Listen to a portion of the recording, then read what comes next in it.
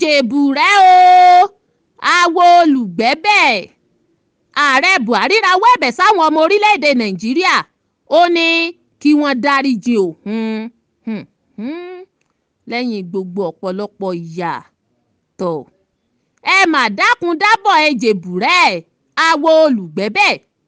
ààrẹ Muhammadu Buhari ló rawọ́ ẹ̀bẹ̀ ó ní òun rọ àwọn èèyàn tí òun lè ti ṣẹ̀ látàrí ojúṣe òun lọ́nà kan tàbí lọ́nà mìíràn kí wọ́n dáríjì òun. ààrẹ Muhammadu Buhari tọrọ àforíjì ọ̀hún níbi ọdún ìtúnu ààwẹ̀ Eid-Fitri ẹlẹ́ẹ̀kẹsàn-án irú ẹ̀ tó jẹ́ àṣekágbá ọdún náà lásìkò ìṣèjọba rẹ̀. níwájú àwọn olùgbé olú ìlú ilẹ̀ wa nílé ìjọba àpapọ̀ tí ó wà l'Àbújá ni mínísítà Mohammed Bello ti darí ètò ọdún náà nínú gbọ̀ngàn ńlá ilégbèé ààrẹ l'Àbújá. ààrẹ Buhari dúpẹ́ lọ́wọ́ àwọn ọmọ orílẹ̀-èdè Nàìjíríà fún ìfaradà wọn fún ọdún 7 àti àbọ̀ ìṣèjọba òun. ààrẹ Muhammadu Buhari ní ó jẹ́ dandan fún òun láti juwọ́ ó dàbọ̀ àti láti sọ̀rọ̀ ìdágbére dúpẹ́ lọ́wọ́ àwọn ọmọ orílẹ̀-èdè Nàìjíríà pé wọ́n ṣeun lọ́pọ̀lọpọ̀, wọ́n kú ìfaradà, òun mọ̀ lóore o fún odidi ọdún 7 àti àbọ̀ tóun fi tukọ̀ orílẹ̀-èdè Nàìjíríà. ó ní òun mú dá àwọn ọmọ orílẹ̀-èdè Nàìjíríà lójú pé òun ti ṣètò gbogbo láti má jìnnà sáwọn ọmọ orílẹ̀-èdè Nàìjíríà bó ti yẹ àti bó ṣe tọ́. ó ní kì í ṣe pé òun kò mọ rírì ìfẹ́ tí wọ́n fi hàn sóun o, ṣùgbọ́n tó ní òun rò pé òun ti rí nǹkan tóun béèrè fún. kàkà bẹ́ẹ̀ níṣe lòun ó padà sílùú abínibí òun láti lọ sinmi àti láti lọ fẹ̀yìntì pẹ̀lú.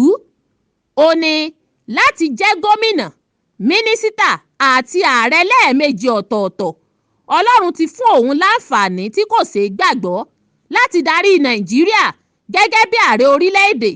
ó wáá dúpẹ́ lọ́wọ́ Ọlọ́run fún àǹfààní náà.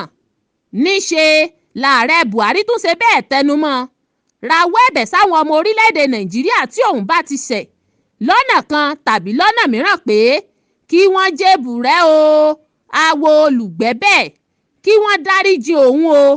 ó ní èèyàn ẹlẹ́ran ara sáà ní gbogbo wa. ó ní kò sí àní-àní, kò sí à ń ṣiyèméjì, òun ti ṣe ohun tó dùn àwọn ènìyàn kan, òun sì fẹ́ kí wọ́n jọ̀wọ́ fọwọ́ wọ́nú kí wọ́n wo tọlọ́run ọba dáríjì òun. láàrẹ Muhammadu Buhari bá ń ṣe bẹ́ẹ̀ rawọ́ ẹ̀bẹ̀ sáwọn ọmọ orílẹ̀-èdè Nàìjíríà. ó ní ẹ dákun ẹ dábọ̀ ẹ jèbùrẹ́ àwo olùgbẹ́bẹ̀. ó ní kí wọ́n dáríjì òun. fún ìpolówó ìpolongo ẹ fi àtẹ̀jíṣẹ́ yín ṣọwọ́ sójú òpó Facebook wa Drivetv. èyí ni ìròyìn gbéyẹ̀wò tó ń dé sétígbọ́ àti sójú ìwòran yín látòrí móhùnmáwòrán orí ẹ̀rọ ayélujára ìkànnì Drivetv. ẹ lè fi èrò yín ṣọwọ́ sí wa nípa kọ́mẹ́ǹtì yín. láti túbọ̀ máa gbádùn àwọn ìròyìn gbéyẹ̀wò wa ẹ subscribe sí YouTube channel wa kí ẹ follow Facebook page wa àti àwọn other social media network wa. My name is Aki Anabi. I'm a video director and TV producer of Akomolowe on African Magic. Keep watching Drivetv. olólùfẹ́ Drivetv àti gbogbo ẹ̀yin tí Fẹ́mi Sola ẹ máa wo Drivetv. Keep watching Drivetv. My name is Wole Agba. Taking this time out to tell you all that you keep watching Drivetv. What drive ẹ̀wọ̀n ní ògo ẹ̀? What drive ẹ̀wọ̀n fulfilment? What drive ẹ̀wọ̀n ní tó bá lọ? Ó ní iṣẹ́ rìn. Ibi ni kò máa wò Drivetv.